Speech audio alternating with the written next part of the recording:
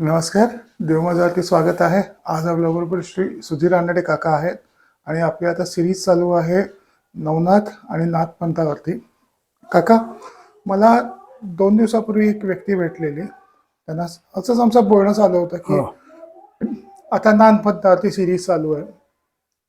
But अशीच आमची सहज चर्चा चालू होती, नथिंग स्पेशल असं ते. त्यावेळेला त्यांच्या मुलीने विचारलं मला, ती साईडला बसून ऐकत होती, लहान मुलगी होती, की जेव्हा ChatGPT आहे, मग हे व्हिडिओज बनवण्याचं प्रयोजन काय, का व्हिडिओज बनवता तुम्ही? तेव्हा एक बेसिक तिला उत्तर दिलं की बाबा जोपर्यंत तो ChatGPTला प्रश्न विचारणार नाही तोपर्यंत ChatGPT उत्तर देणार नाही. आणि पहिली गोष्ट की तू जे ह्या अशा गोष्टी ऐकलीस तर तुला प्रश्न पडते. सुरुवात तिकडनंच होते. तर काका, आपण आता चालू करूया, पण ह्याच्यामध्ये तुम्ही सांगा की आपण त्याच्यातून मला एक असा इनपुट मिळाला की नाथपंथाचा अभ्यास का करावा. आपण जे आता आहोत ते कदाचित ती जी परंपरा चालत आली आहे म्हणून आपल्याकडे 1 लाखांच्या पाठीमागे एक पोलीस ऑफिसर आहे. म्हणजे व्यक्ती स्वतः व्यक्ती, ती असो धर्माची भीती असो ती कर्माची भीती असो, पण व्यक्ती पब्लिक प्लेसमध्ये सभ्यपणाने त्याप्रमाणे तरी सभ्यपणाने वागतो. सिद्ध आदेश बोल गोरक्षनाथ महाराज की जय. बोल दादा मच्छिंद्रनाथ महाराज की जय. बोल बाबा हरनाथ महाराज, गुरुमाऊली ज्ञाननाथ महाराज की जय. अवधूत चिंतन श्री गुरुदेव दत्त. आपण नाथपंथ, गोरक्षनाथ आणि नवनाथ यांच्यावर आपण अभ्यासपूर्वक चर्चा करतो याच्याकरता. त्यामुळे पहिला भाग आपण नवनाथ हे कसे उत्पत्ती झाले तो घेतला. त्यांचं कार्य काय, की नवनारायणांनी काय काय कार्य पुढे जन्म घेऊन करायचं हे ठरलं. आणि त्याप्रमाणे पुढे त्यांच्या हळूहळू महादेवाकडनं ही सुरुवात जी झाली नाथपंथाची आद्य, त्याप्रमाणे सुरुवात पार्वतीतर्फे, की पार्वतीला पहिली दीक्षा दिली उमानाथ म्हणून. त्यानंतर मच्छिंद्रांचा जन्म बघितला आपण कसा झाला, काय झालाय तो. त्यानंतर गोरक्षनाथांना त्यांनी प्रगट कसं केलं हेही आपण बघितलं.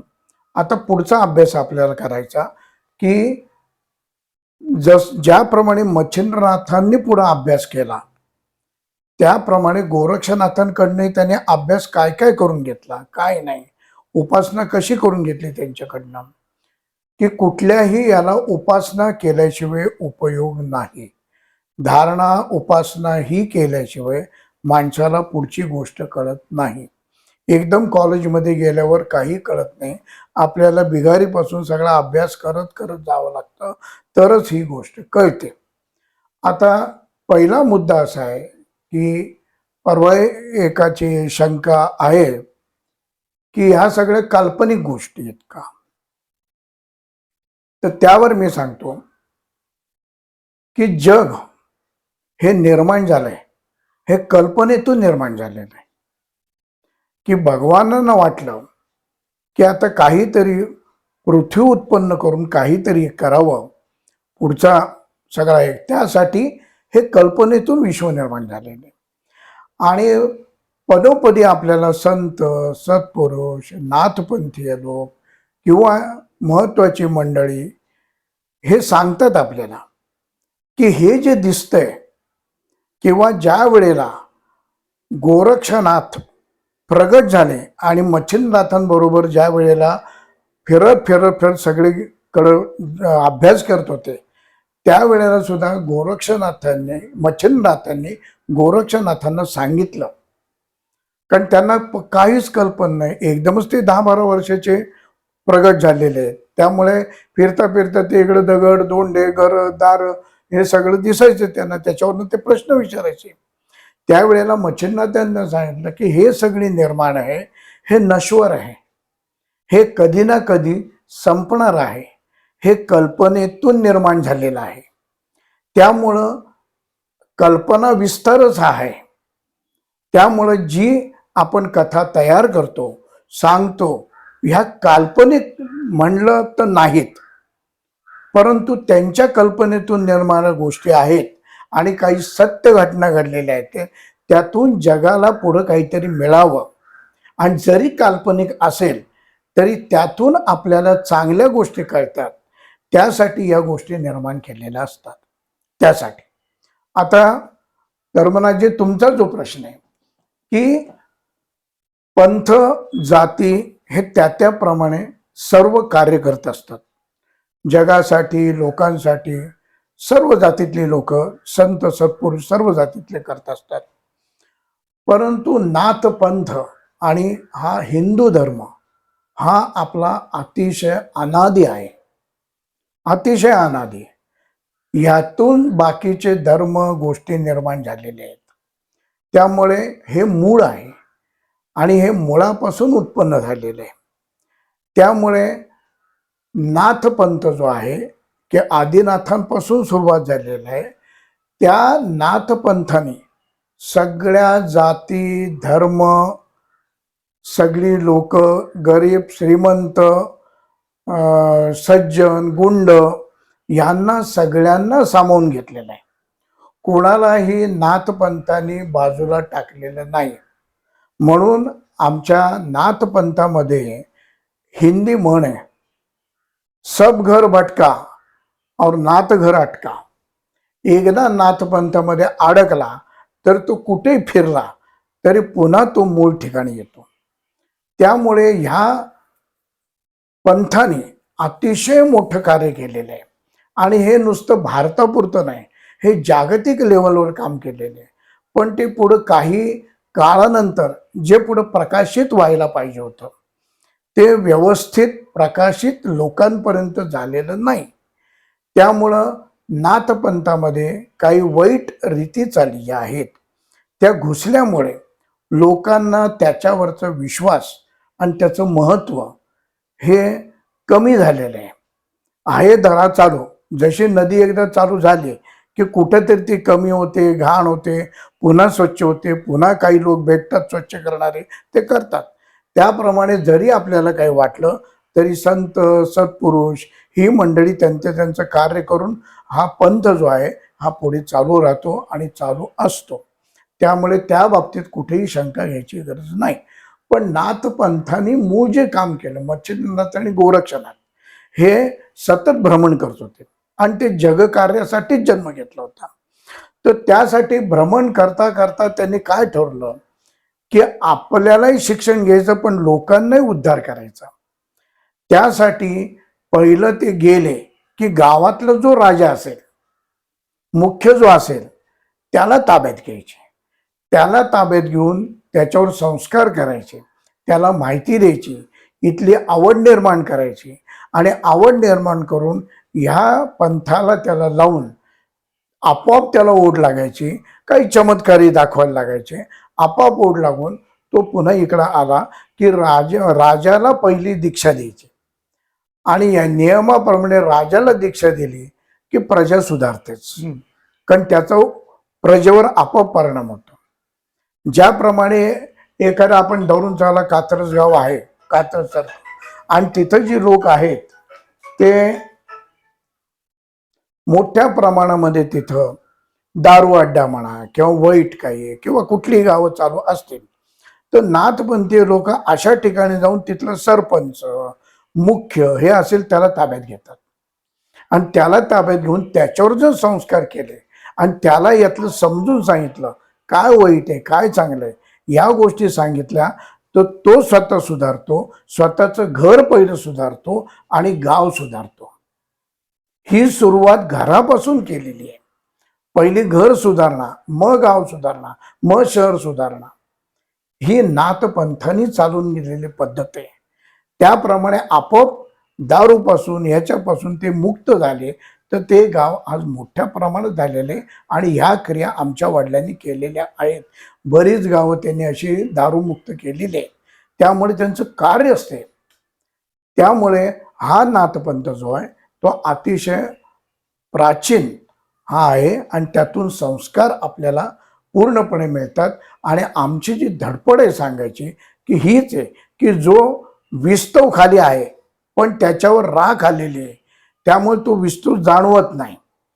त्याकरता ती राख बाजूला करून आम्हाला खरा जो अग्नी आहे त्याची काय ताकद आहे ही लोकांना दाखवायचं आहे.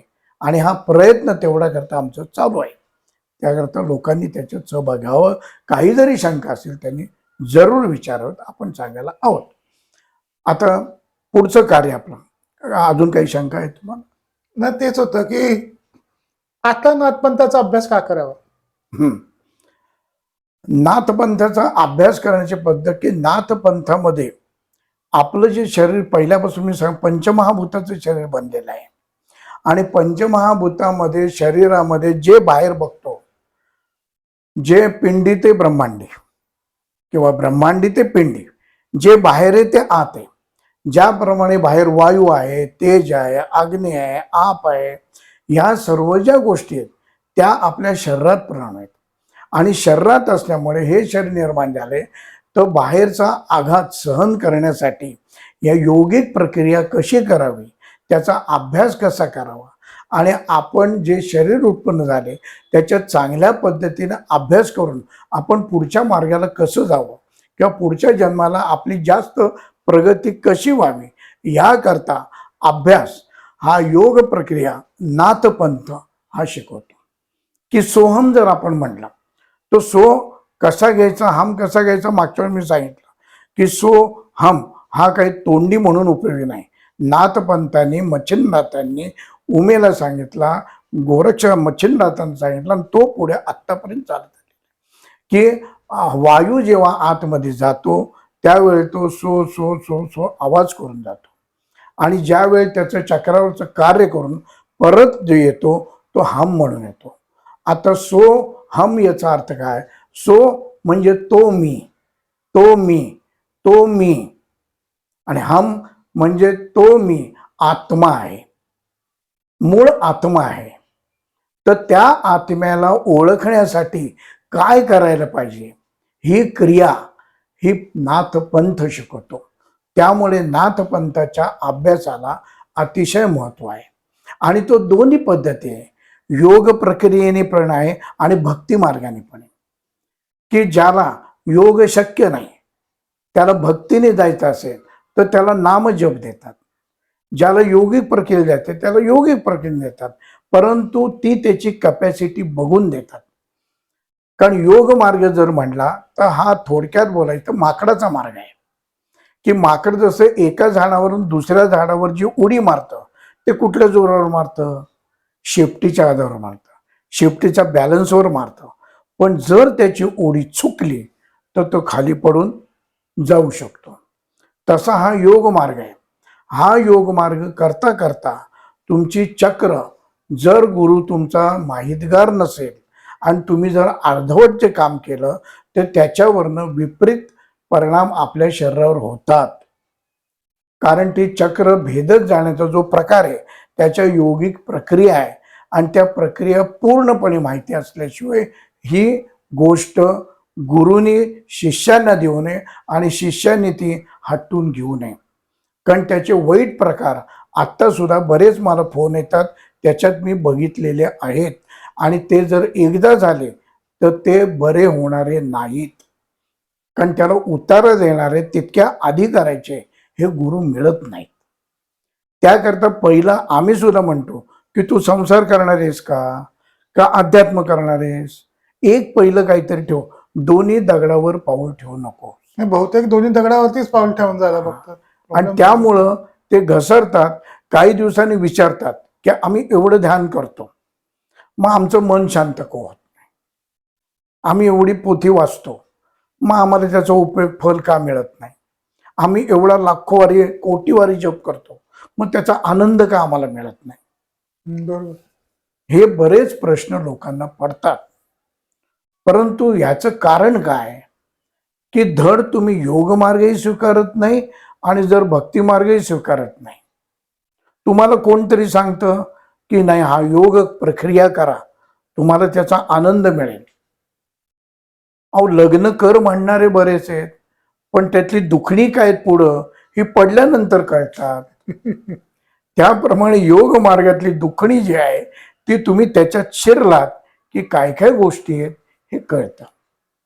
त्याकरता सामान्य माणसाने ज्या वेळेला योग प्रक्रिया करायची असेल किंवा ध्यान धारणा उपासना करायची असेल तर त्यांनी फक्त जप करावा, तो सुद्धा आपलं मन शांत राहण्यासाठी, शरीर शुद्धीसाठी आणि फक्त आपलं कुठेही विचार पाऊल चुकीचं पडू नये ह्यासाठी फक्त ध्यान धारणा उपासना करावी.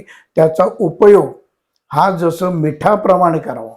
मीठ जसं आपण चवीपुरतं घेतो, ते जास्त झालं तर खारट होतं, तसं आयुष्यातलं सगळं संपतं. पण व्यवस्थित नसेल तरी आळणी होतं, पण मापात घातलं तर चवीचा आनंद मिळतो. त्याप्रमाणे हा योग मार्ग आहे. म्हणून संसारिक लोकांनी जर करायचं असेल तर 10 मिनिटं, 15 मिनिटं, 20 मिनिटं एक मनाला, शरीराला आराम मिळावा आणि चुकीचं पाऊल पडू नये यासाठी योग मार्ग अवलंबावा. आपला गुरु पक्का असेल तर पुढच्या क्रियेला जावं, पण संसारिक असेल त्यांनी एवढ्या आतमध्ये सखोल जाऊ नये. त्याचे विपरीत परिणाम माझ्या घरी आज 50 ते 55 वर्ष मी काही लोकांचे बघत आलेलं आहोत, ज्यांचे कुंडली जागृत होते किंवा काही चक्रावर जे परिणाम होतात. कारण कुंडली जागृत होणं ही चेष्टा खेळ नाही, याला जन्मोन जन्म जावं लागतात तरच या गोष्टी घडतात.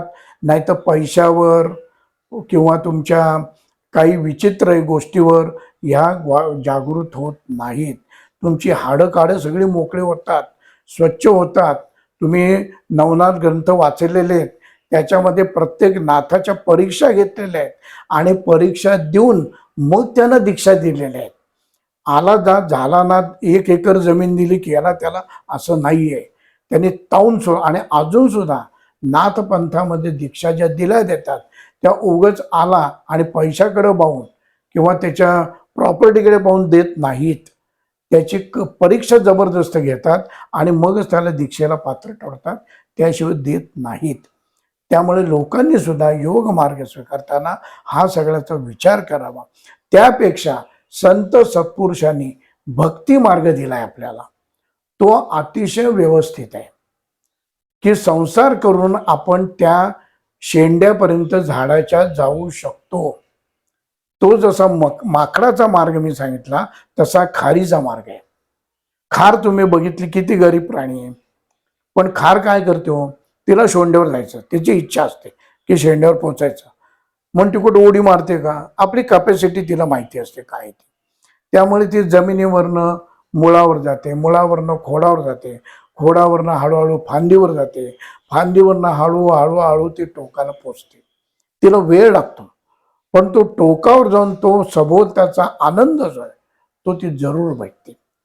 तसं नामस्मरणातून सुद्धा तुम्ही जर सतत जप, वाचन, पोथी वाचन हे करून जर तुम्ही ध्यानधारणा उपासना केली तर तुम्हाला याचा आनंद हा 100% मिळतो. तुकाराम महाराजांची खेचरी मुद्रा झाली, ती सुद्धा ह्या योग मार्गाने, भक्ती मार्गाने झालेली. अनेक संत सत्पुरुष ह्या भक्ती मार्गाने वर गेलेले आहेत. म्हणून संसारी लोकांना त्यांनी हा मार्ग दाखवून दिलेला आहे. त्यामुळं आपण संसार करून सुद्धा हा मार्ग करून आपण वर जाऊ शकतो. समजा तुम्ही संसारी आहात आणि ध्यानाला बसलात आणि ध्यानाला बसून तुम्ही त्या आनंदात जर 3-3 तास गेला, तर तुम्हाला नोकरी चाकरी करायची असेल, मुलांना सोडायचं असेल, काही तुमची महत्त्वाची कामं असतील, जर तुम्ही बसलात तर ती होतील का? नाही होणार. घरची लोक ओरडतील की हा कोणाच्या मार्ग लागलाय, का लागलाय, की सगळं घर बिघडून जातं.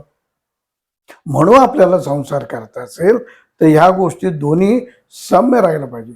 जशी तुम्ही विण्याची तार बघितली, ती तार जास्त ताणली तर तुटायची भीती असते, लूज झाली तर त्यातनं आवाज बरोबर येत नाही. त्याकरता ती सम याच्यामध्ये व्यवस्थित जर तिला ताण दिला तर त्यातनं आवाज उत्तम येतो.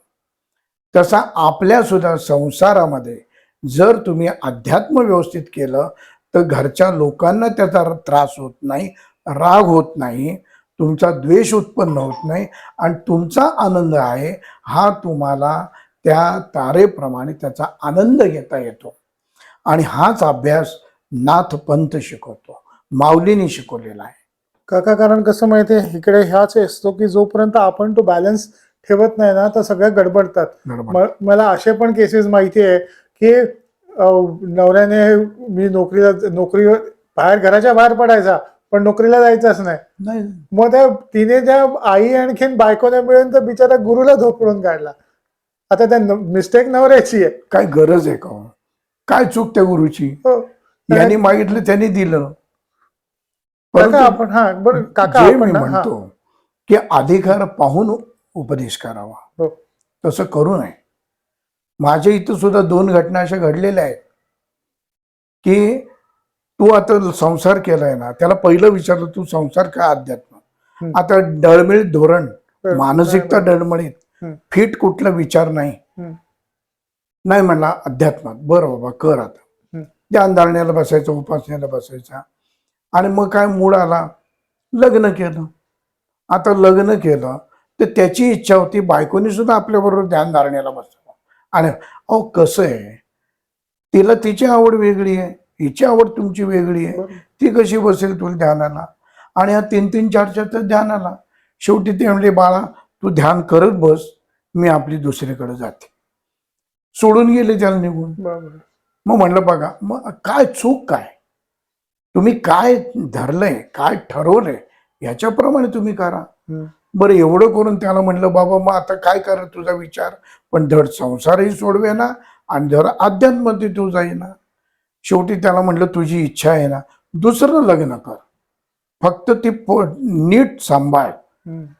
मग शेवटी लग्न झाल्यावर मी स्वतः त्याला सांगितलं आता एक काम कर, माझं बोलणं जरा वेगळं वाटेल तुला, पण मी प्रॅक्टिकल आहे, मी संसारी आहे, मला 2 मुलं आहेत, त्यातून मी गेलेले. शरीर हे शरीर आहे, ते त्यांचं कार्य करत असतं. त्यामुळे आपण त्याला बंधन घालू शकत नाही, कारण त्याची क्रिया आपल्याला कळलेली नाहीये, कळत नाही. आपण काय ऊर्ध्वर येते नाहीये. त्याप्रमाणे या गोष्टी घडायच्या त्या घडतात. त्याप्रमाणे त्याला दुसरं लग्न केलं म्हणल्यावर बाळा म्हटलं आता एक सांग, माझ्याकडे फिरकू सुद्धा नकोस तू. ज्या वेळेला तुला मूलबाळ होईल त्याच वेळेला तू माझ्याकडे दर्शनाला यायचं, तवर यायचं नाही. त्याप्रमाणे सांभाळलं त्यांनी. फोन करायचा, कधीतरी बायकोला येऊन घेऊन जायचा. त्यामुळे बायको व्यवस्थित राहिली, संसार व्यवस्थित झाला. आज मुलगी CA आहे. हा आनंद आहे. त्यामुळे हे विचार करून सांगणाऱ्याने सांगायला पाहिजे आणि घेणाऱ्याने घ्यायला पाहिजे, चुकीचं घेऊ नये. आता या भागाकडे वळू आपण की मच्छिंद्रनाथांनी उपासना काय केली, त्यांनी साधना उपासना काय केली. तर आपण पहिल्यांदा बघितलं की मच्छिंद्रनाथ हे लहान अवस्थेतून हिमालयामध्ये आले.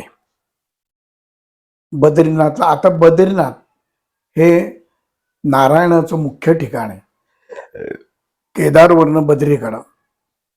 त्यामुळे उपासना ज्या आहेत त्या सगळ्या बद्रीनारायणावर झालेल्या आहेत. किंवा नरनारायण म्हणजे अर्जुन आणि कृष्ण नारायण हे पहिले तिथं उपासना त्यांनी केलेली आहे. अजून त्यांची ठिकाणं तिथं आहेत आणि मग नवनारायण आहेत.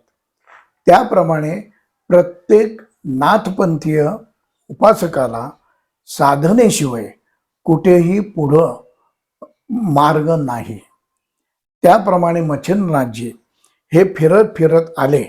त्यांना काहीच कल्पना नव्हती, फक्त वर्ण आवाज त्यांना यायचा. त्यावेळेला ते त्या केदारेश्वरला आले, दर्शन घेतलं. तिथून बद्रीनाथमध्ये आले, नारायणाच्या मंदिरात गेले. नारायणाच्या मंदिरात त्यांनी विचारलं की महादेव भेटणार होते मला, ते कुठे आहेत, महादेवांचं काय, आणि ते कोणाला विचारायचं, काय विचारायचं, ही सगळे प्रश्न त्यांना पडले असताना त्यांना आकाशवाणी झाली की बाळा तुला अंतर्गत आम्ही पहिलंच दिलेलं आहे, बी रुजवलेलं आहे, त्याप्रमाणे तू उपासना कर. माशाच्या पिल्ल्याला पोहायला शिकवायची गरज नाही, त्याप्रमाणे तुला काही सांगायची गरज नाही. तुला वेळ आणि टाईम आला की तुला स्वतः महादेव आणि गुरुदेव दत्त भेटतील तुला आणि तुझ्यावर जे काही संस्कार आहेत ते करतील. असे आकाशवाणी झाल्यावर संध्याकाळची वेळ होते. त्यावेळेला आपले मच्छिंद्रनाथजी हे एका झाडाखाली बसले, स्वच्छ करून जागा औदुंबराखाली. आणि तिथून ते बसल्यानंतर पुढं काय करायचं, कुठं बसायचं, साधना उपासनेला जागा कुठली, हे सगळे विचार त्यांच्या डोक्यात आले. आणि जसा जसा अंधेर वाढायला लागला तशी मनामध्ये त्यांच्या काहूरसुरा उत्पन्न व्हायला लागला. माणूस आहे शेवटी, अवस्थेत त्या माणसाच्या आलेले आहेत. त्यामुळे काय करायचं, त्यावेळेला शेवटी आपण ज्या वेळेला सगळं गुरूंवर सोडून देतो त्यावेळेला गुरु आपल्याला अंधारामध्ये वाट दाखवतात. फक्त आपला विश्वास त्याच्यावर पाहिजे. आणि आपला विश्वास बसत नाही, गुरु येईल का, दाखवतील का, माझ्याकडे लक्ष आहे का, हे चुकीचे प्रश्न घेतो. तसे मच्छिंद्रनाथांनी कुठं घेतले नाहीत, म्हणून त्यांना पुढे सगळं साध्य झालं. तर बसल्यानंतर त्यांना त्या औदुंबरापासनं एक उजेड दिसला आणि तो उजेडामागं ते हळूहळू जे गेले ते एका जवळच गुफेपाशी गेले. पुढं त्यांनी त्या गुफेची शिळा त्यांनी उघडली. आतमध्ये स्वच्छ गुफा होती. तिथं स्वच्छ धुना लावलेला होता, म्हणजे सगळी एखाद्याची तयारी करावी तशी पूर्ण तयारी होती. आणि त्यांना वाटलं कोणतरी इथं राहते, ज्या अर्थी इथं सगळी व्यवस्था आहे त्या अर्थी. परंतु रात्रभर तिथं राहिले. रात्री त्यांनी उपासना चालू केली, धुना चालू केला, राहिले. सकाळी उठून बघते तर तिथं कोणी नव्हतं. त्या अर्थी ते म्हणले की आपल्याला महादेवने आपली सोय इथं केलेली आहे. तिथं त्यांनी 12 वर्ष उपासना केली. आणि उपासना केल्यानंतर तिथंच त्यांना दत्तगुरू आणि स्वतः महादेव यांनी दर्शन देऊन त्यांना तिथं त्याच्यावर संस्कार करून त्यांना सांगितलं की आता पुढचा अभ्यास जो आहे तो तुला हिमालयात जाऊन करावा लागेल उपासना. त्यावेळेला त्यांना 12 वर्ष उपासना करून तिथं झाल्यानंतर त्यांना पूर्ण नाथपंथाची दीक्षा ही दत्तगुरूंनी दिली महादेवांच्या आज्ञेनुसार.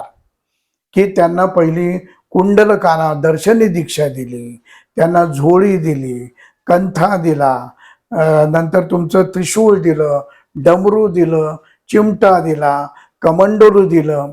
ह्या सर्व गोष्टी त्यांना दिल्या. आणि नुसत्या ह्या गोष्टी दिल्या नाही तर त्यांना अस्त्र शस्त्र विद्या ह्या सुद्धा त्यांना प्रदान केल्या तिथं. की ह्या मंत्रशक्तीमुळे तुला साध्य होतील, ह्या सगळ्या मी तुला देतोय. म्हणून त्यांनी या सगळ्या विद्या तिथं दिल्या.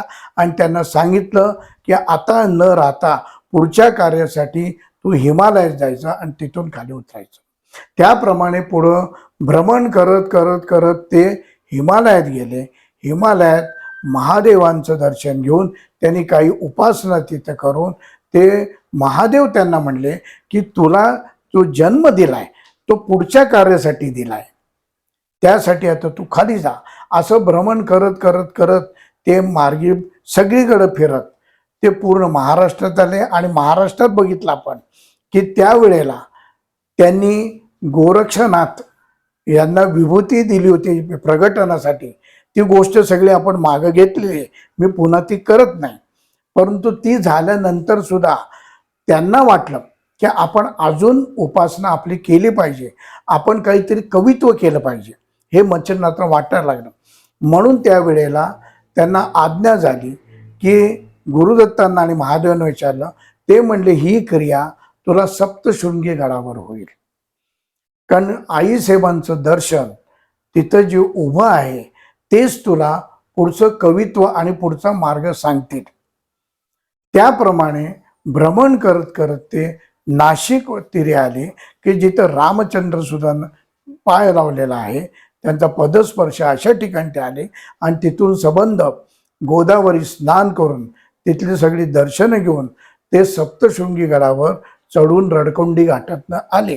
त्यावेळेला रोड नव्हता, संबंध 2 डोंगर होते आणि अतिशय दगडाचा रोड होता.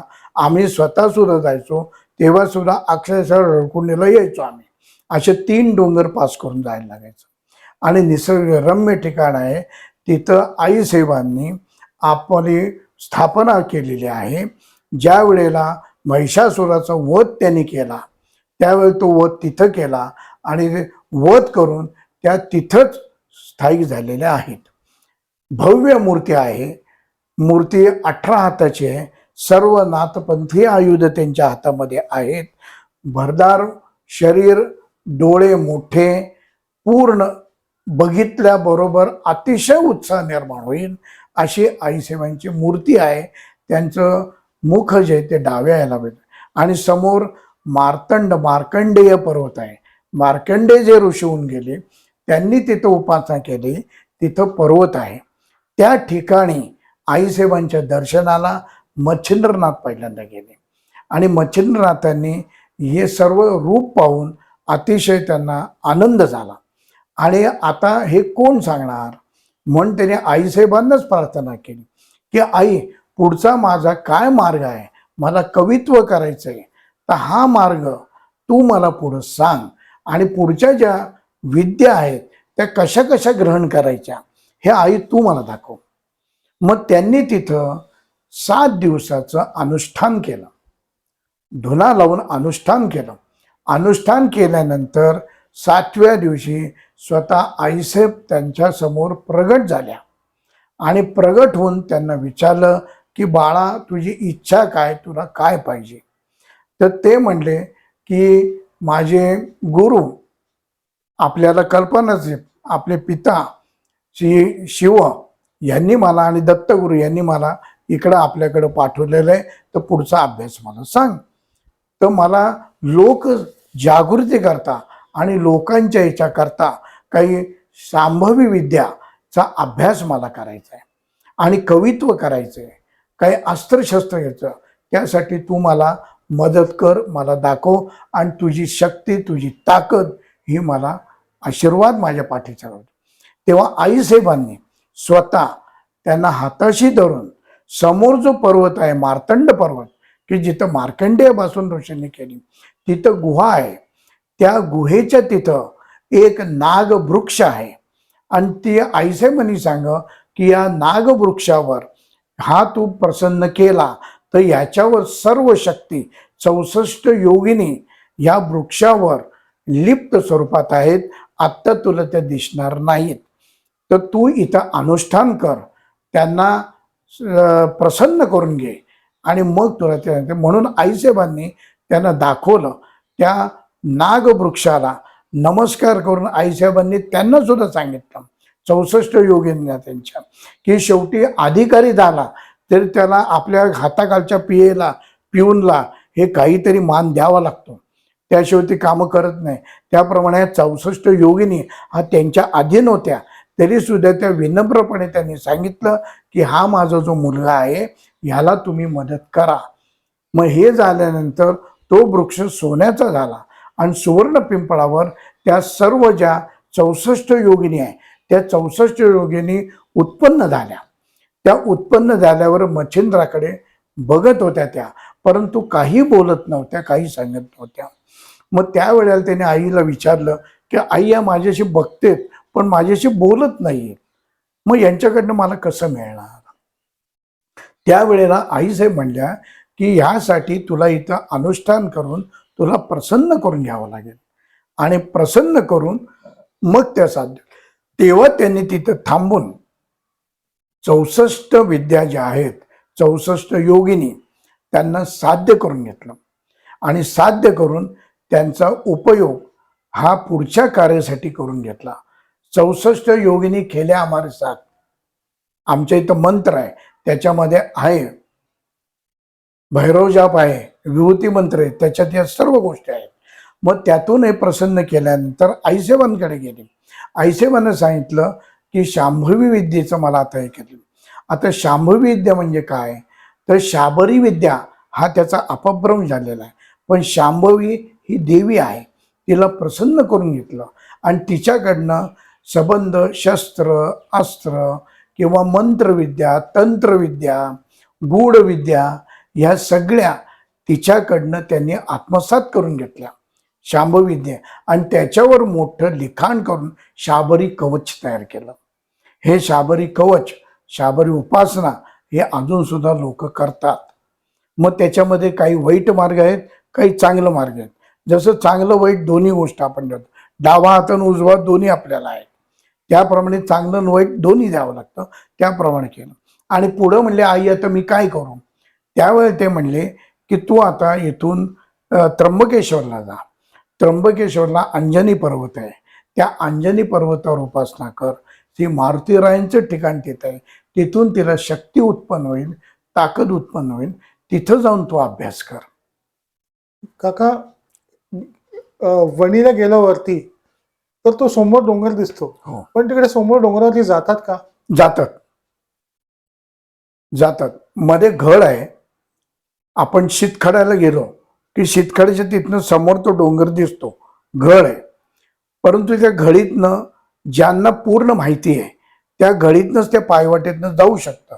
परंतु आता नवीन वाट जी खाली पायथा आहे, त्या पायथ्याच्या पलीकडे गेलं की सोमाटणे काहीतरी एक गाव आहे, त्या गावातून टार रोड केलेला आहे. अच्छा. त्या टार रोडने आपण तिथं जाऊ शकतो. पण काही अवघड ठिकाणे तिथं मात्र आपल्याला पायी चालत जावं लागतं. पण अजून तिथं गुफा, तिथं तो वृक्ष, हे मात्र सगळ्या गोष्टी आहेत. मार्कंडेय ऋषींनी जे लिखाण केलं, जे सांगितलं, आणि देवी ऐकती मान देऊन, कान तिकडे देऊन, ही सगळी ही कथा तिथली आहे. अच्छा. आणि मार्कंडेयांची जे वास्तव्य होतं ते जास्ती करून तिथं आहे. आणि चौरंगीनाथांचं वास्तव्य तिथं आहे. आणि त्यांची ठिकाण हे बरोबर देवीच्या मागच्या साईडला आहे. तिथून जायचा रोड आहे, फक्त अवघड आहे थोडा, जायचा रोड आहे. तिथं सुद्धा गुहा आहे, तिथं ते राहायचे. आणि उपासनेला ते मार्कंडेय पर्वतावर जायचे. अच्छा. अशा, आणि तिथं अनेक अशी गुप्त ठिकाण आहेत की तिथे त्या गुप्त विद्या, गुप्त हे तिथं आहे. तेव्हा त्या तिथं डोंगरावर फिरताना करताना अतिशय जाणीवपूर्वक फिरावं लागतं. ही कथा आहे. पुढं काय सांगायचं? नाही, आपण आता परत टॉपिक, तुम्ही आता त्र्यंबकेश्वरचं सांगितलेलं, त्याच्याबद्दल एवढं. हा, मग ते सगळं झाल्यानंतर त्यांनी करत करत करत अनेक शस्त्रविद्या, सगळ्या विद्या, सगळं पूर्ण पालन केलं. पुन्हा ध्यानधारणा उपासना केली, देवीकडनं सगळी ताकद घेतली, अध्यात्म घेतलं, सगळं घेतलं. आणि आता त्यांनी सांगितलं आईसाहेबांनी की आता पुढच्या कार्याकरता तू जा, आणि पुढचं प्रगटन जे आहे, की पुढचं महत्वाचं कार्य तुझं आहे, ते आता प्रगटनाचं, गोरक्षनाथाचं तू कर. न्या म्हणून ते फिरत फिरत फिरत फिरत मधली कथा मी सांगितलेली, स्त्री राज्याची आणि मारुतीची, ती कथा सांगून ते पुन्हा श्रीयाळला आले. श्रीयाळ म्हणजे आपलं नाग उत्पन्न होतात, 32 शिरा, श्रीयाळ, त्याचं श्रीयाळ नाव. तिथं आले. तिथं त्यांनी गोरक्षनाथानं उत्पन्न केलं. गोरक्षनाथांची कथा मी मागच्या वेळेला सगळी सांगितली, परत मी रिपीट करत बसत नाही. त्यावेळेला गोरक्षनाथांना बरोबर घेऊन ते निघाले असताना जी ब्राह्मणी होती ती म्हणली, सरस्वती ब्राह्मणी, की शेवटी माझा मुलगा येतो, त्यामुळे तुम्ही असे दोघं उपाशी जाऊ नका, काहीतरी मी जेवण करते आणि मग तुम्ही जा, असं सांगून ते ठीक आहे म्हणले.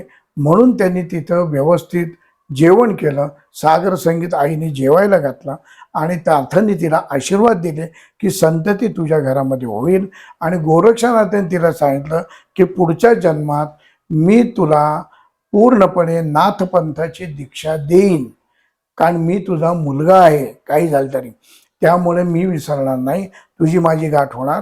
त्याच पुढे आपण जो विचार केला, विठामाई जोगन मुखेडच्या, त्यांना उपासना त्यांनी पूर्णपणे दीक्षा दिलेली. पुढं असं फिरत फिरत गोरक्षनाथ आणि हे चालले असताना एका मंदिरात थांबले. एका मंदिरात थांबल्यानंतर गाव होतं बारीक. आता गोरक्षनाथांना सगळ्या गोष्टी नवीन होत्या, परंतु आत जे बीज रोवलेलं असतं ते बीज हे बरोबर काम करत असतं, त्यांना सांगण्याची गरज नसते. त्याप्रमाणे गुरु आपले मच्छिंद्रनाथ आहेत, त्यामुळे गुरुसेवा लगेच त्यांनी चालू केली की मच्छिंद्रनाथांना पाणी आणून देणं, जेवण आणून देणं, त्यांचे पाय चेपणं, त्यांची सर्व सेवा करणं, ही सर्व सेवा हे गोरक्षनाथांनी करायला सुरुवात केली. त्यामुळे एका पहिल्या त्या मारुतीच्या मंदिरात थांबले होते, तिथं त्यांनी सगळी सेवा चालू केली. तिथून पुढे ते कनकगिरीमध्ये आले. कनकगिरीमध्ये आल्यावर ते थोडंसं मोठं, खेडेगावापेक्षा ते शहर सुधारलेलं होतं.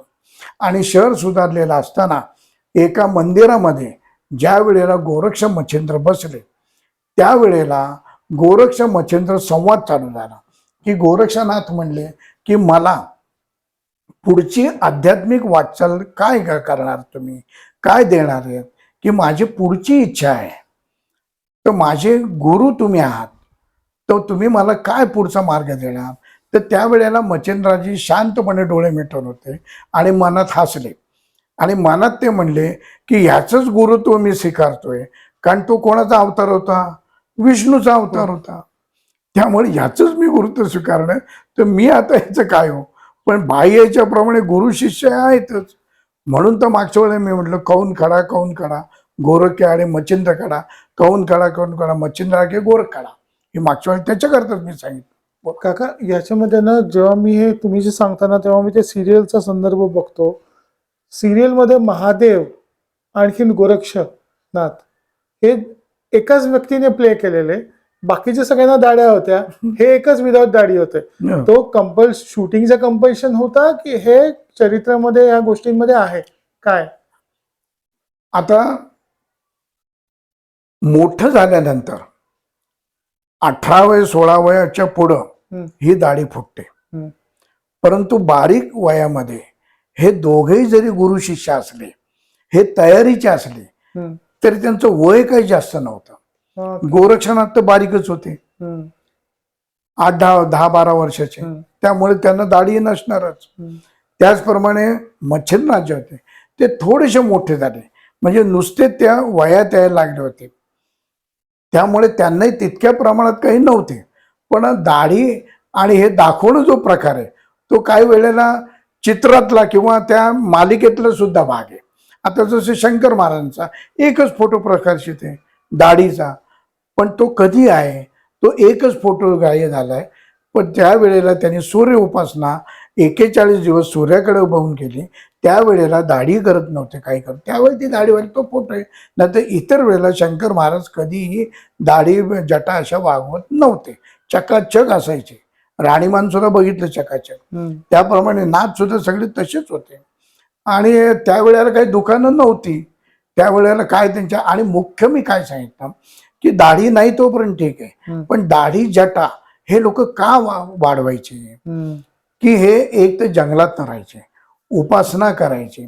त्यामुळं लहानपणी आपली आई टाळूवर जसं तेल टाकून, खोबरेल तेल टाकून आपली रोज टाळू भरतात, धुरी देतात आणि आपली टाळूचा भाग जो आहे तो घट्ट होतो, कवटीचा भाग घट्ट होतो. त्याप्रमाणे इथं गोष्टी नाही आहेत, कारण हे प्रकाशित आहेत. त्यामुळे त्यांची जी टाळू आहे ही टाळू मधला भाग अतिशय मऊ असतो. अच्छा, लोण्यासारखा मऊ असतो योगिक प्रक्रियेसाठी. म्हणून हे लोक तिथं त्रास होऊ नये म्हणून जटा सापडतात आणि जटा राऊंड करून त्या वर बांधतात. त्याचं कारण हे आहे.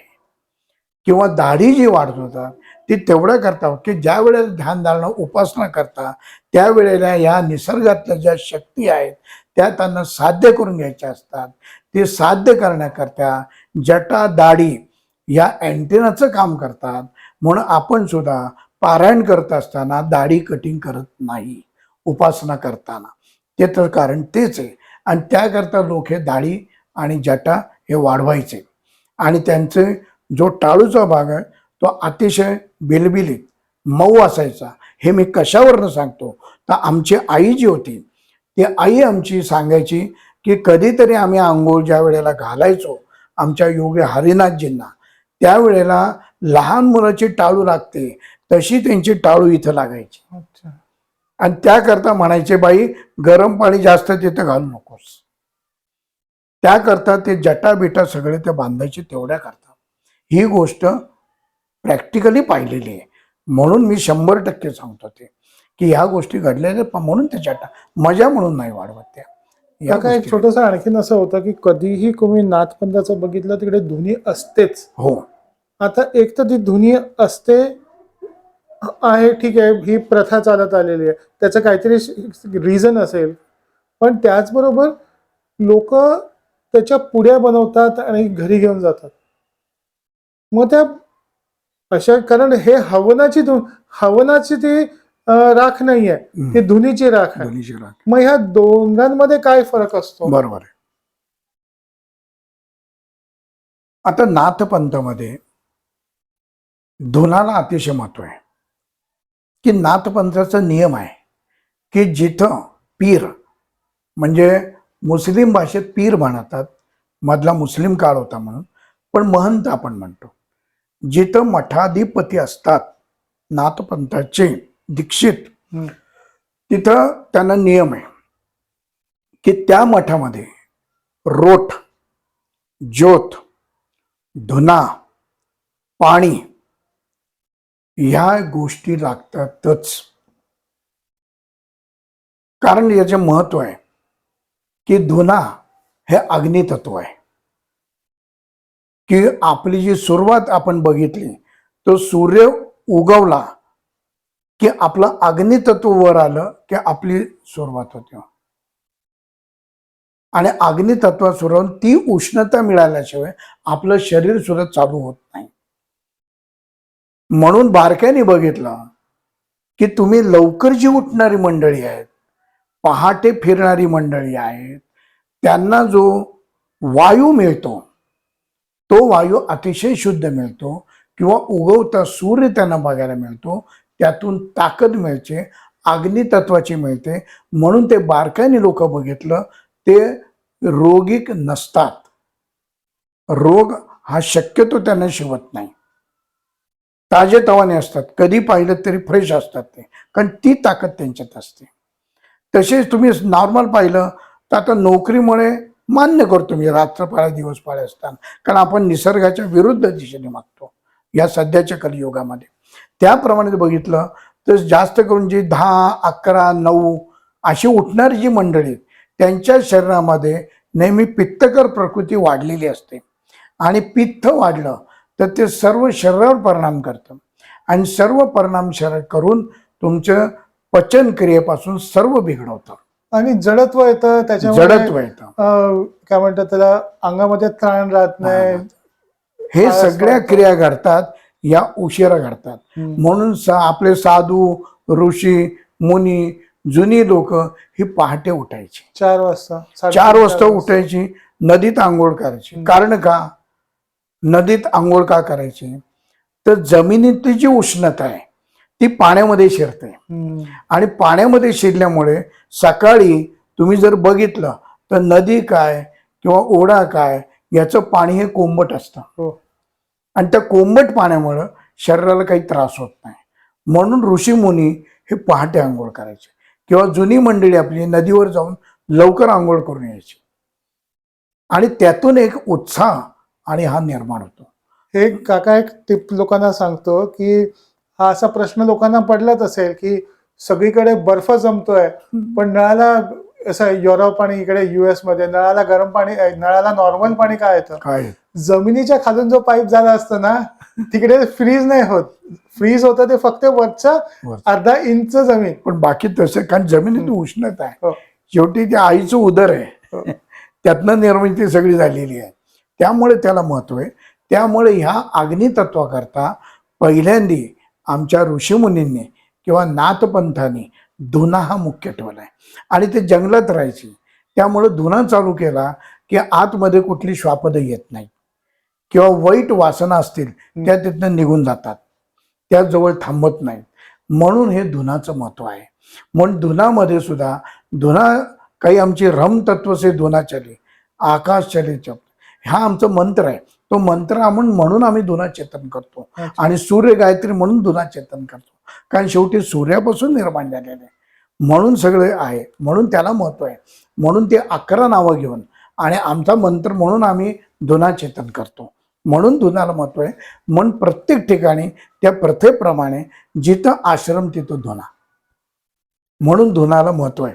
आता हवन आणि धुना याच्यामध्ये फरक आहे, की आता कोणाचा चौकोनी, पण शक्यतो गोल धुना असतो, राऊंड असतो, विश्व. त्याप्रमाणे हा धुना गोल आकाराचा असतो, तो काही शक्ती त्याच्या भोवताली असतात, म्हणून शक्यतो संसारिक माणसाने धुनाला हात लावू नये. अच्छा, लोक तिकडे हात घालून, राख असेल ते हळूच हात घालून करतात आणि पिशवीमध्ये घालून घेऊन नाही, चुकीचं आहे.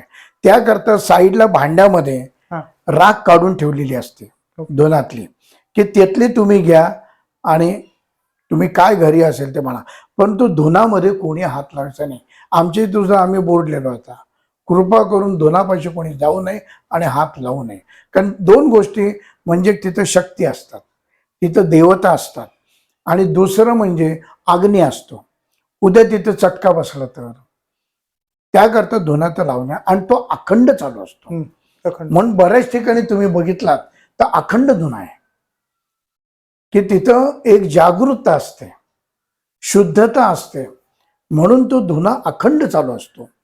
आणि हवन जे करतो ते हवन आपण तात्पुरत्या स्वरूपात करतो, की हवन चौकोनी विटा मांडतो, आणि विटा मांडून ते आपण जे हवन करतो ते संकल्प हवन करतो, की त्यातून आपल्याला मिळावं, चेतना मिळावी, आपली कामं व्हावी, म्हणून आपण हवन करतो. म्हणून ते तात्पुरत्या स्वरूपाचं असतं, ते पुन्हा मोडून घेतो. म्हणून त्यातली जी राख आहे ती आपण घेऊ शकतो, आपल्या घरात ठेवून लावू शकतो. परंतु धुनामधली राख ही तिथल्या महंताला, तिथल्या साधूला किंवा हे केल्याशिवाय त्याच्यामध्ये हात घालून नाहीये, कारण त्याला अजिबात विटाळ चालत नाही. कारण मंत्रून ती तयार केलेली आहे, आणि ही तात्पुरती मंत्र म्हणून आपण तयार केलेली आहे. हा फरक आहे त्याच्यामध्ये. पण काका एक सांगा, ते हे तुम्ही जे सांगतात ना, मी रिकलेक्ट करतो, जेव्हा गगनगिरी महाराजांकडे जायचो तेव्हा पुढे एक कटोरा होता, त्याच्यामध्ये पुड्या असायच्या, मग महाराज हाताने काढून पुड्या द्यायच्या. हा, आता पुड्या जे देतात, हा. एक म्हणजे हवनाच्या भस्माची पुडी ही वेगळी आहे, ती एक आपली नॉर्मल पूजा झालं लावण्यासाठी. परंतु ध्वनीतलं जे भस्म येतं ते मांत्रिक भस्म आहे. अच्छा. म्हणजे मंत्रलेलं आहे, की आम्ही रोज त्या धुनाला मंत्र म्हणतो. मंत्र म्हणूनच आम्ही ते शुद्ध गायीची जी शेणी आहे ती लावतो, किंवा इतर त्या धुनामध्ये काही टाकत नाही.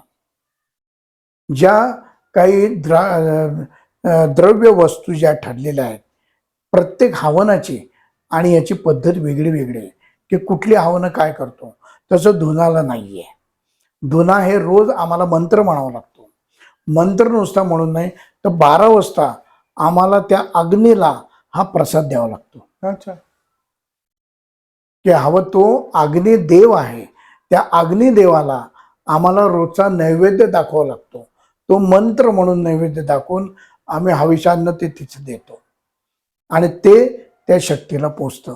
म्हणून त्या धुनाला महत्व आहे, मजा म्हणून धुना नाही. म्हणून धुना आणि हवन याच्यात फरक आहे.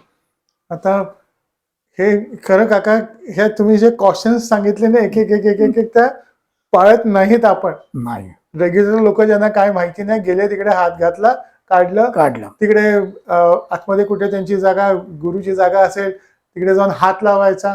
कित्येकदा असतं की गुरु ते सांगतात की बाबा तुम्ही तिकडे दुरून पडा, ते नसले तरी त्यांचं आसन आहे, दुरून पाया पडा, पण हे जाऊन त्यांना हातच लावायचा असं. बरं, हे मंत्रलेलं आहे रोजचं, त्यामुळे त्या विभूती, त्याला आपण राख म्हणत नाही, विभूती, बरोबर, रक्षा म्हणत नाही आपण, हो, ती विभूती म्हणतो आपण.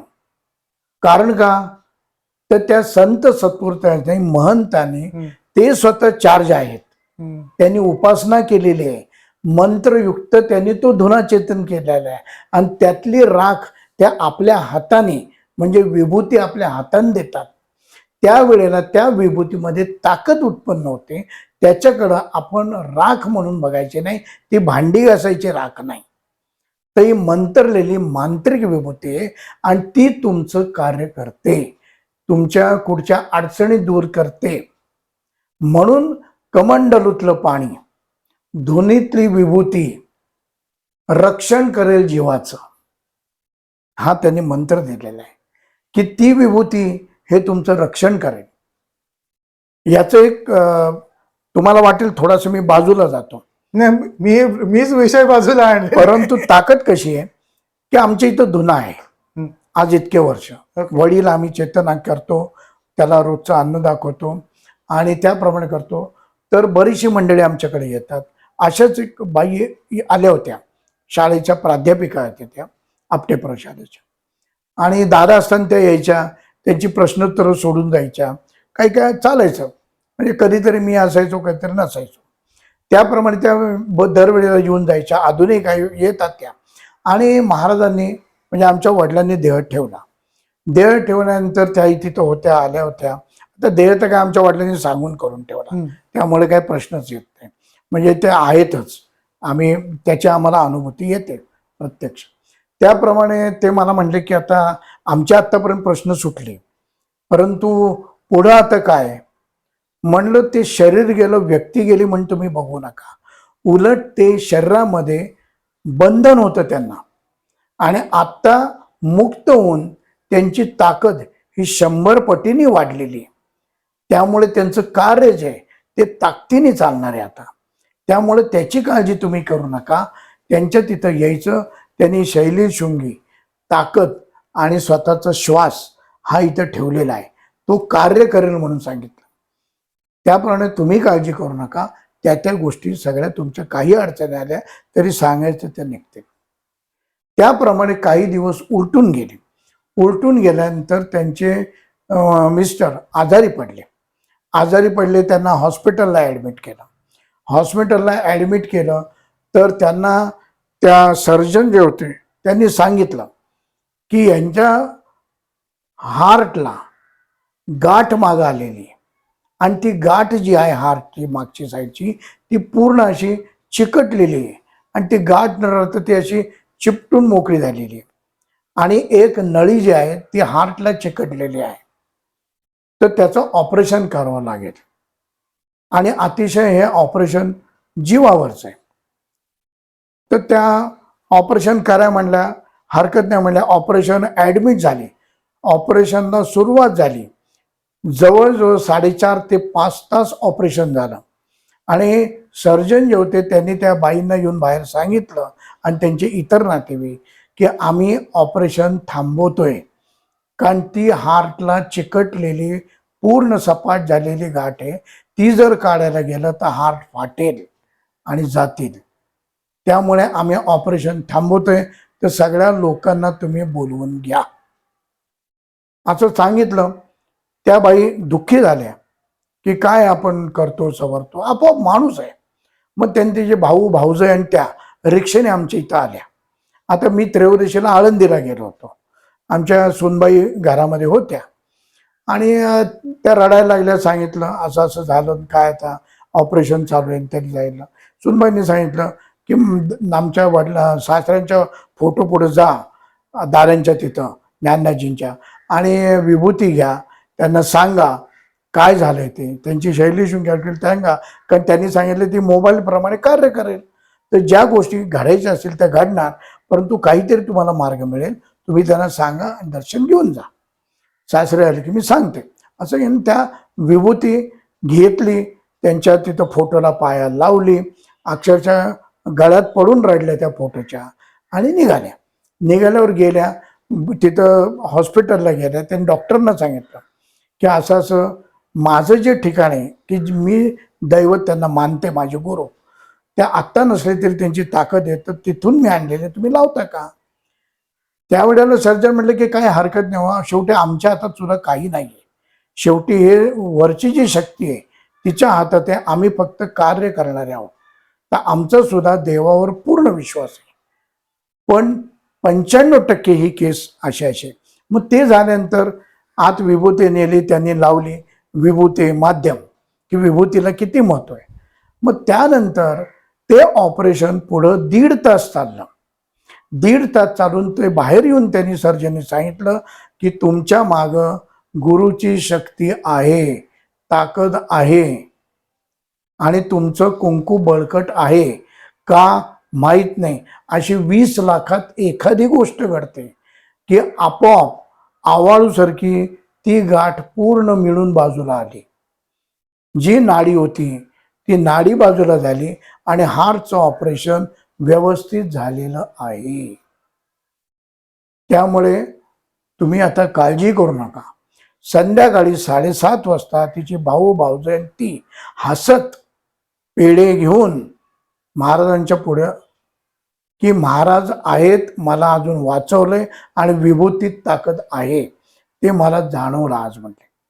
आणि त्याच्यानंतर बरे झाले, 35 किलो वजन कमी झालं त्यांचं. ती गाठ मुंबईला चेकिंगला दिली.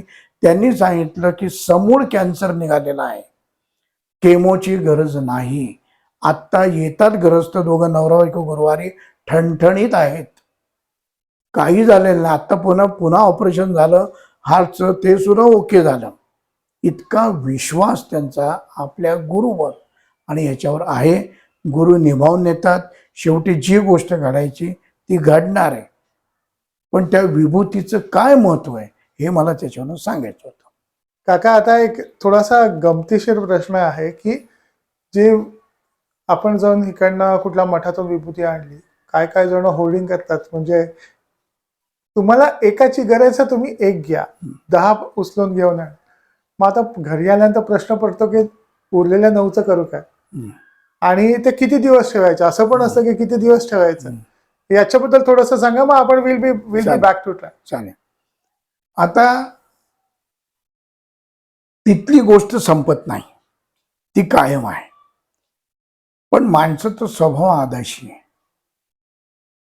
की त्याला सगळ्या गोष्टी आपल्यालाच मिळाव्यात आणि उद्या संपलं तर काय, जी चिंता पडते. त्यामुळे माणूस हा गोळा करतो. पक्ष्यापेक्षा सुद्धा, प्राण्यांपेक्षा सुद्धा वाईट अवस्था माणसाची, की पक्षी बघितलं त्यांना गरज असेल तेवढंच खातात, गोळा करून ठेवत नाही. प्राणी पाहिजे तेव्हाच ते मारतात आणि खातात, गोळा करून ठेवत नाहीत. पण माणूस प्राणी हा असा विचित्र आहे की त्याला अतिशय गोळा करायची सवय आहे. मग चांगलं असो वाईट असो, तो गोळा करणार, सुटणार नाही. कारण त्याच्यात जी पंच ही शिरलेली आहे, राग, लोभ, द्वेष, मद, मोह, मोत्सर, ही सगळी त्याला ती काम करायला लावतात. त्यामुळे दिसले ना, घेऊन ठेवायचं. उद्या पेट्रोल संपणार ही गोष्ट आली की अरे तुझी टाकी किती, तू टँक भरणार आहेस का, टँकर नाही, पण लाईन लावून जीव खाऊन पहिलं फुल करणार पेट्रोल. अरे बाबा हे टिकणार नाही, 2-4 दिवसात संपेल, आणि संपलं तर जरा पायी जा, पायाचे तुझे गुडघे नीट राहतील. पण नाही, टाकी भरून पहिले पुन्हा सांग, टाकी आपण फुल केली, हा काय बिशर होऊ द्या आता. अरे किती दिवस टिकणार आहे. जसं तू टिकणार नाही, नश्वर आहेस, तसं ते किती दिवस पुरणार आहे तुला. त्याप्रमाणे विभूती सुद्धा जेवढी गरज असेल आणि ते स्वतःहून देतील त्याला महत्व आहे, आपण आणण्याला महत्व नाही. स्वतःहून देतील तेवढीच ती विभूती आणावी, घरामध्ये रोज ती वापरावी, फक्त आपल्या कपाळाला लावावी, बाकी शक्यतो खाऊ नये. बरीचशी मंडळी विभूती खातात आणि त्याचा उपयोग आतमध्ये गाठ तयार होते, ती काढायची वेळ येते, त्याच्यावर तुमच्या याच्यावर ती काही प्रक्रिया होत नाही. त्यामुळे अशा गोष्टी करू नयेत. त्यापेक्षा तुमची कपाळाला विभूती लावा, अंगाला, की ती स्वच्छ होते, तुमचं शरीर स्वच्छ होतं, मन स्वच्छ होतं. आणि कुठेतरी आपल्या जीवाला बाहेर फिरताना लाज राहते की आपण विभूती लावली, बुक्का लावलाय, की आपण वाईट गोष्टी करू नये, वाईट गोष्टी पाहू नयेत, याचं कुठेतरी बंधन माणसाला राहतं. म्हणून या गोष्टी महत्वाच्या आहेत.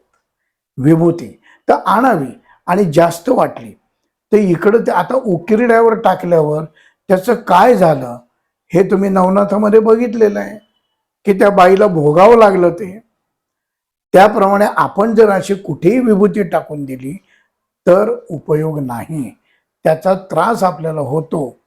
म्हणून शक्यतो आणल्या तो वापराव्यात, नाही तर तिथनं प्रसाराच्या पुड्या आणू नयेत. आता बऱ्याच वेळेला कुठल्या याच्यावर मी प्रहार करतो असं नाही, परंतु बऱ्याच वेळेला त्या ह्याला जातात आणि तिथला तो लाडू बिडू घेऊन येतात. आता 8 दिवस हे प्रवासात असतात, तो साजूक तुपाचा लाडू केलेला असतो, तो किती दिवस टिकतो. आणि प्रसाद म्हणून दिल्यावर जर टाकवतही नाही, त्या लाडूला वास यायला लागतो, वास यायला शेवटी तो टाकून देतो किंवा पाण्यात जातो. त्यापेक्षा प्रसाद या संकल्पनेचा लोकांना अर्थ कळत नाही. प्रसाद. तुम्ही देवाला पहिली साद घाला, ओरडा, तो त्याच्यापर्यंत पोचू दे, मग तो जो आशीर्वाद देतोय, तुम्ही जी पहिली साथ घातली त्याला आशीर्वाद देतोय, तो प्रसाद. हा बाह्य प्रसाद, हा प्रसाद नाही. तो महत्वाचा आहे. मग तुम्ही विभूती आणली तर तुम्ही एक म्हणजे वाहत्या पाण्यात सोडून द्या, नाही तर कुठल्या तरी झाडामध्ये टाका, पण कुठे गटारीत याच्यात अशी विभूती टाकू नये. आणि जेवढी पाहिजे तेवढीच ते देतील तेवढीच घ्यावी, त्याच्यावर घेऊ नये. म्हणून मी सुद्धा कुठेही प्रसादाच्या पुड्या बिड्या कुठं गेलो तर फोटो, पुड्या, टाक हे मला सांगायचं महत्वाचं आहे. टाक हे आणत नाही. कारण जेवढी आपल्याला आस्था असते तेवढी पुढच्यांना, घरातल्यांना त्याची ओढ आस्था नसते. माझ्याकडे बरीच मंडळी येतात विचारायला, ती व्यक्ती गेल्यानंतर हे मी टाक काय करू, आता चांदीत असेल त्याच्यात जीव त्याचा अडकतो, पितळे असेल तर मोडीत घालू का म्हणतो. कारण त्याची तेवढीच हे असते उपासना. त्यामुळे हे उद्योग काही वाढवू नये. आपली मनाने उपासना करणे, श्वास आपल्याला दिले, ती माळ दिलेली आहे निसर्गाने, त्या श्वासावर उपासना करणं, माळ करणं, नामजप करणं हे महत्वाचं आहे. बाकी बाहेर गेलं तर देवाचं दर्शन घ्यावं, त्याचं रूप जे आहे ते आपल्या डोळ्यामध्ये आणि मनामध्ये साठवावं आणि त्याचा आनंद घरी आल्यावर घ्यावा. पण बाकीच्या ग्रंथ हे गोष्टी काही आणू नयेत. माझ्याकडे भरपूर गेले की ग्रंथ येऊन पडतात. अहो काय करू, काय दुकान काढू का मी. मग त्यांनी साठवला पैसा असतो तो मात्र देत नाही, सोनं नाणं आणून ठेवत नाही की याचं ओझं आम्हाला जातं हेही तुम्ही घ्या, ते नाही देत. ते एवढी शोधून काढतात कुठे ठेवलं असेल विचारून, पण त्या वापरत नाही. पण बाकीच्या न लागणाऱ्या गोष्टी आमच्या उरावर आणून टाकतात. ह्या लोकांची मजा आहे. काका आजचा एपिसोड एकदम छान इंटरेस्टिंग होता. इतक्या गोष्टींना विषयांमध्ये हात घातला, मला पण कल्पना नव्हती की आपण याबद्दल बोलू. खूप खूप धन्यवाद. धन्यवाद. सिद्धोवाद.